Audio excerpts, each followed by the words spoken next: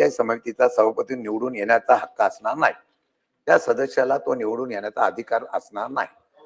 पण ज्यांना निवडून येण्याचा अधिकार आहे त्यासाठी काय नियमावली आहे का त्यासाठी सदस्य पळवापळवी, सदस्यांना आमिष दाखवणं, सदस्यांना दमदाटी देणं असा कायदा आहे का?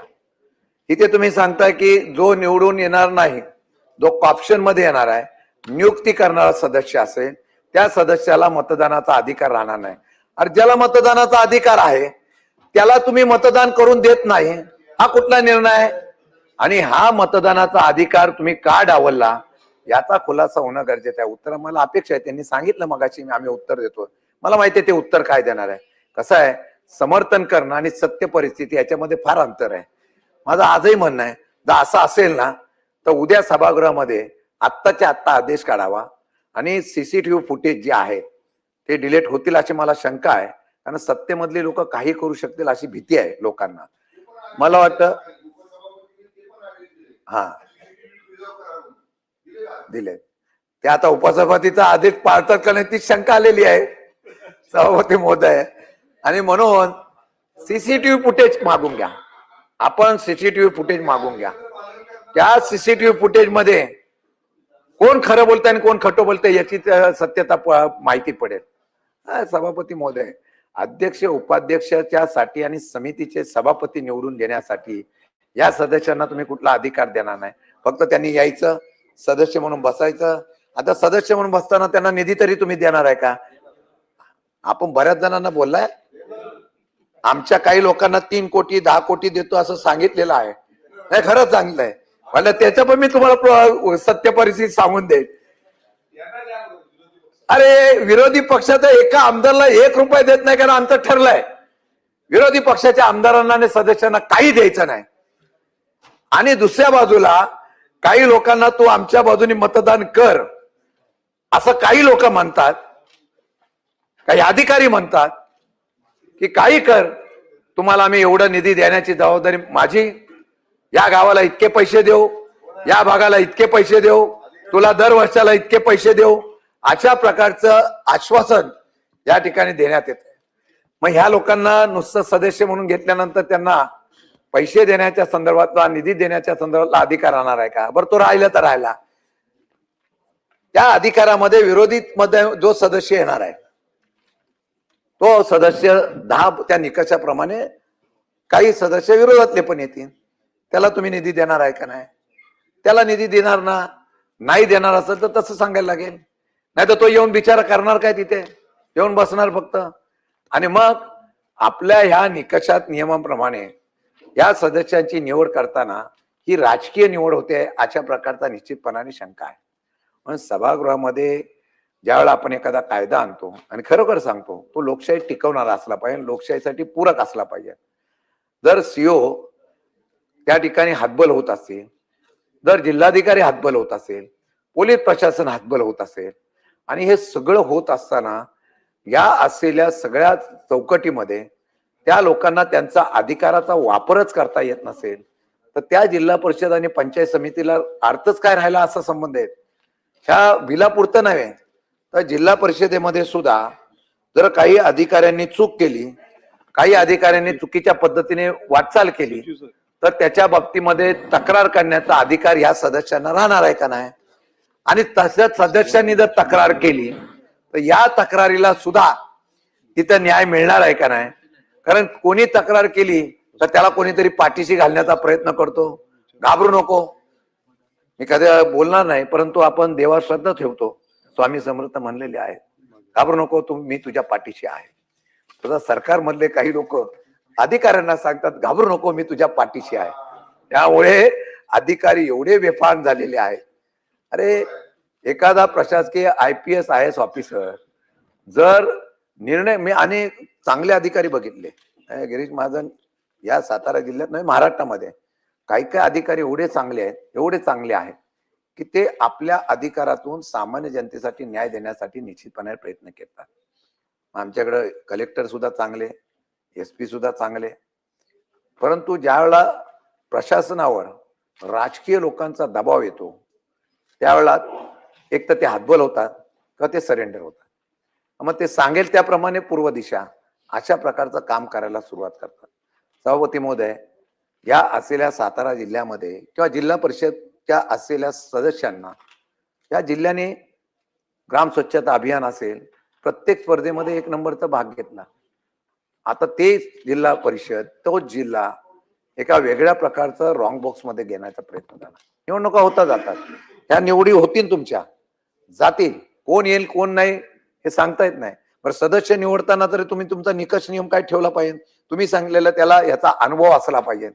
आता तुम्ही अनुभवही करणार का जास्त त्याप्रमाणे, आता त्याचे बोलणं बरोबर नाही, परत हरकत येईल की जास्त प्रमाणे काल निवडून आणण्यासाठी ज्यांनी कोणी सहकार्य केलं किंवा ज्याला निवडणुकीला उभं करण्यासाठी संधी मिळाली नाही, अशा लोकांकडे बघून किंवा कदाचित उद्या असा पण कायदा करतील, बाहुबली कोण असेल जो सभागृहामध्ये सुद्धा आता तशाच प्रकारची दादागिरी करेल, अशा प्रकारच्याला सदस्य करणार का, अशा प्रकारचा सुद्धा शंका इथे व्यक्त होते. सभापती महोदय, या सर्व गोष्टीमध्ये खरोखर सांगतो, निवडणुका प्रक्रिया साध्य कामकाज हे लोकशाही पद्धतीने झालं पाहिजे. आमच्याकडे लोकशाही पद्धती ह्या राज्यात आता राहिली का नाही मला शंका आहे. पोलीस यंत्रणा, आता त्याच्यावर बोलणं बरोबर नाही, एवढी अद्भुत आहे.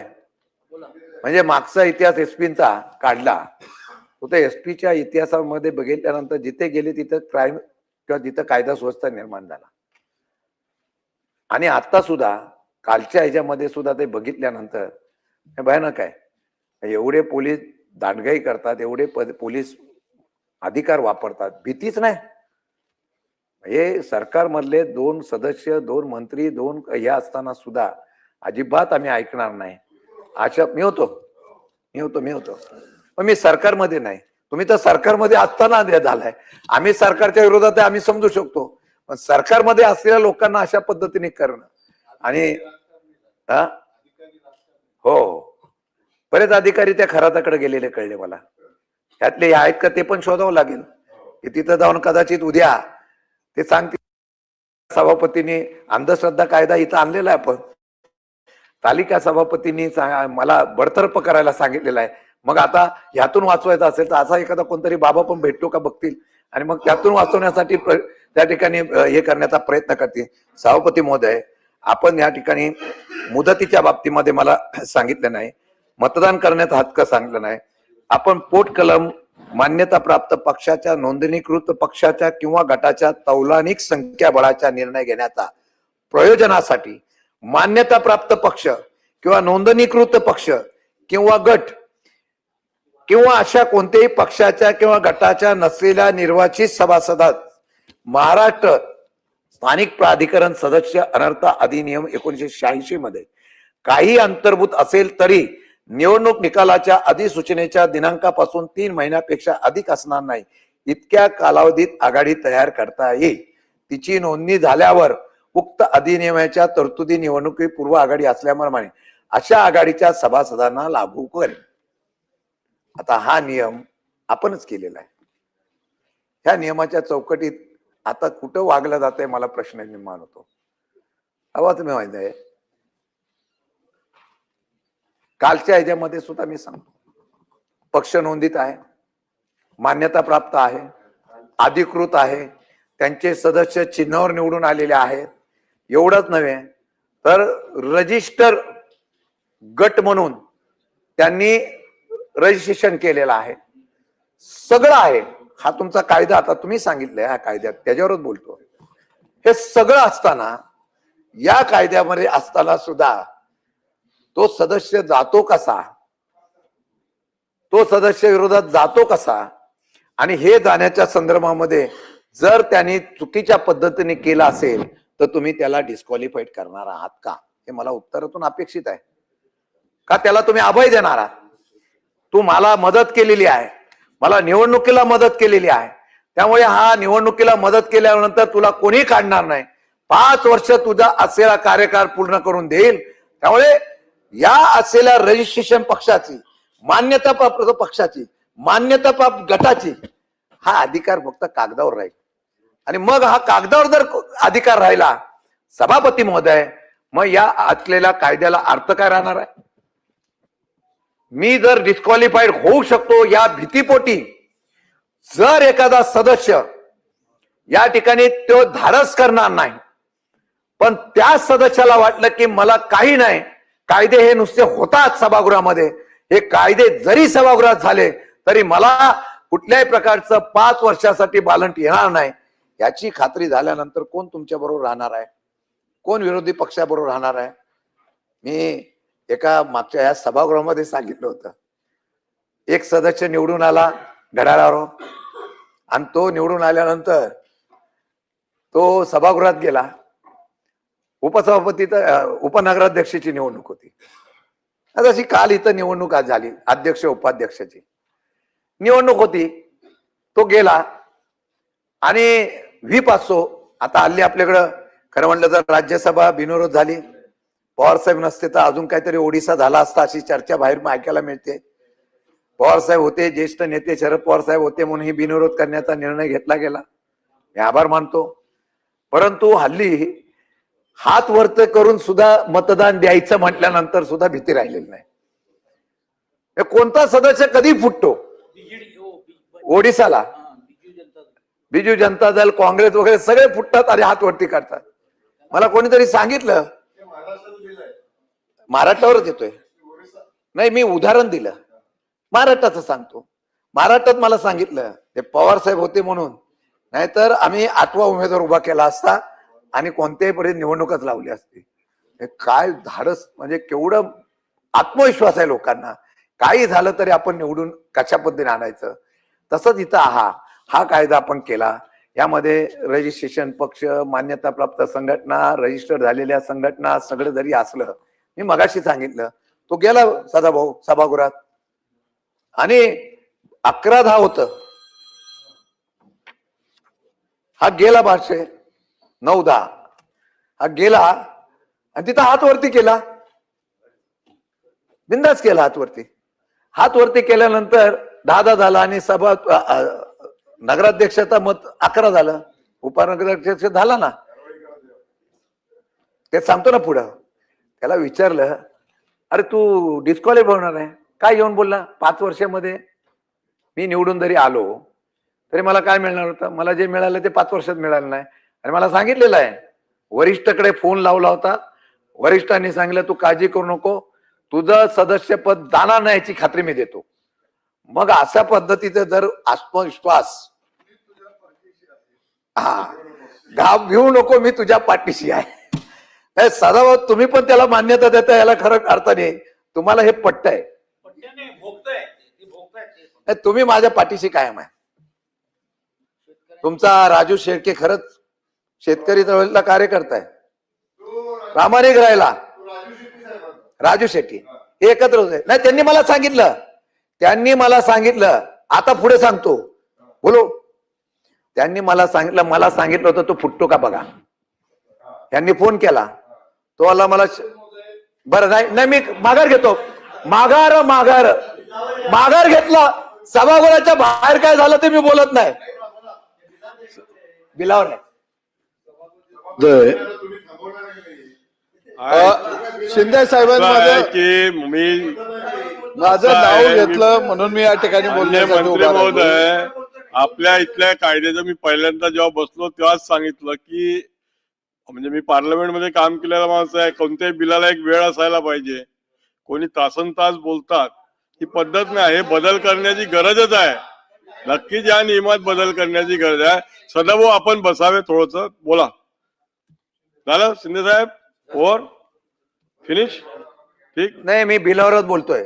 मी बिलाचा गैरवापर कसा होतो, कायदा केल्यानंतर सुद्धा गैरवापर कसा होतो, कशा पद्धतीने त्या असलेल्या अधिकाराचा वापर करून केला जातो, हे बिल आणण्याचं कारण काय, हे बिल आणण्याच्या बाबतीमधला उद्देश काय, आणि हा बिल आल्यानंतर सुद्धा त्याचं अंमलबजावणी होणार काय, ही चर्चा उदाहरणासकट सांगणं माझा अधिकार आहे. मी चौकटीच्या बाहेर बोलत नाही. तुम्ही दिलेला आहे की मान्यता प्राप्त पक्ष, मान्यता प्राप्त संघटना, मान्यता प्राप्त गट, हे तुम्हीच बिलामध्ये दिलेलं आहे. मग हे रजिस्ट्रेशन करून सुद्धा माणसं का धाडस करतात हे सांगणं माझा अधिकार आहे. आणि ते धाडस का केलं गेलं की मी तुझ्या पाठीशी आहे, घाबरू नको. हा नवीन अध्याय या असलेल्या महाराष्ट्रामध्ये आणलेला आहे. मग कशाला बिल आणता तुम्ही? डायरेक्ट नियुक्ती करून टाका. 5 सदस्य 10 सदस्य तुम्हाला पाहिजे तेवढे सदस्य नियुक्ती करून टाका. हे बिल कशाला आणताय? उगीच लोकशाहीचं हे दाखवण्याचा आरसा दाखवताय तुम्ही. पण हे दाखवण्याच्यासाठी मग बिल का आणलं? उद्देश त्यांनी सांगितला की या उद्देशामध्ये त्यांनी सांगताना सांगितलेलं आहे की अशा पद्धतीने संख्या सदस्य यांना बरं ते नुसते येऊन बसणार आहेत, त्यांना अधिकार काय नाही, त्यांना मताचा अधिकार नाही, त्यांना नियुक्तीचा अधिकार नाही. ज्यांना अधिकार आहे त्या अध्यक्ष उपाध्यक्ष निवडीच्या वेळेला, सभापतीच्या निवडणुकीच्या वेळेला जे नियम निकष आहेत, जे कायदे आहेत, ज्या नियमावलीप्रमाणे चाललं पाहिजे ते हल्ली नियम चालतात का हा प्रश्न विचारणं माझा कर्तव्य आहे ना, माझा अधिकार आहे. मी चौकटीच्या बाहेर बोलत नाही, त्याला उदाहरणं दिली आणि मग हे उदाहरण देताना योगायोगाने हे बिल आज आलं आणि कालच्या घडलेल्या घटनेचा या बिलाशी संबंध येतो म्हणून मी त्याचा उल्लेख केला. सभापती महोदय, मी चौकटीच्या बाहेर जात नाही. तुम्ही सांगितलं अध्यक्ष उपाध्यक्षाच्या निवडणुकीचा सभापतीचा अधिकार कुठे आहे? तो अधिकार असताना संख्याबळावर तुम्ही देता. संख्येप्रमाणे अध्यक्ष उपाध्यक्ष निवडला जातो. त्या संख्येला निवडणुकीच्या लोकशाहीच्या अधिकारातून मान्यता प्राप्त संघटना, मान्यता प्राप्त पक्ष यांच्या असलेल्या सिम्बॉलवर, त्यांच्या असलेल्या गटावर, त्यांच्या अगोदर झालेल्या अलायन्सवर जो निवडून येतो तो निवडून आलेला सदस्य जर फुटला तर त्याच्यावर कारवाई काय करणार? त्याला जर कारवाई केली नाही तर उद्या समजा हा कायदा झाला आणि या कायद्यामध्ये 10 ची संख्या झाली, तुमचे सदस्य वाढवण्यासाठी आहेतल्या लोकांना परत सांगाल की तुम्ही हिते मतदान करा आणि तुम्ही ज्या संख्येच्यावर असलेल्या सदस्यांना विरोधकाचा एकही माणूस घेऊ नये म्हणून हिते परत करण्याचा प्रयत्न करणार आहात का? त्याच्याबद्दल निर्णय काय घेणार याचा खुलासा होणं गरजेचं आहे ना.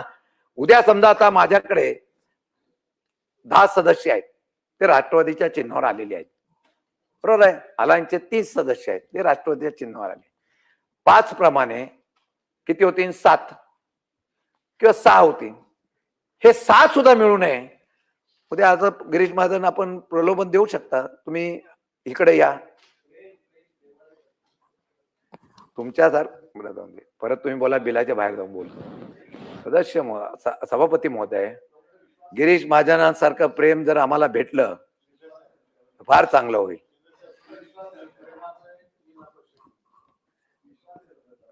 नाही, तुमचं प्रेम खडसे साहेबांवर इतकं आहे ते कायम असंच चांगलं प्रेम राहावं अशी आमची अपेक्षा आहे.